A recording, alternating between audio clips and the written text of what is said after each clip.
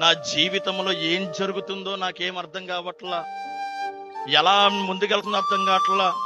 నిజంగా కార్యము నా జీవితంలో జరిగిద్దంటారా? నిజంగా నేను అనుకున్నది సాధించగలనంటారా?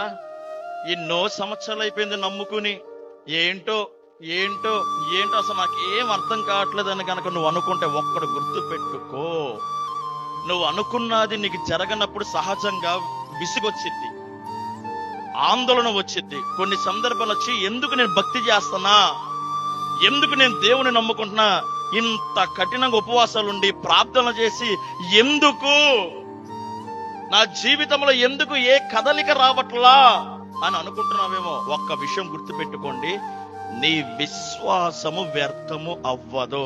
కారణం ఏంటో తెలుసా?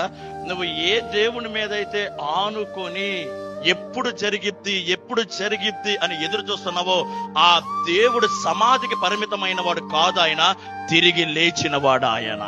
ఆయన తిరిగి లేచాడు కాబట్టి నువ్వు ఏ విషయమునందైతే విశ్వాసం ఉంచి ఎదురు చూస్తున్నావో ఖచ్చితంగా ఆ కార్యము జరగబోతుంది యేసు నామములో.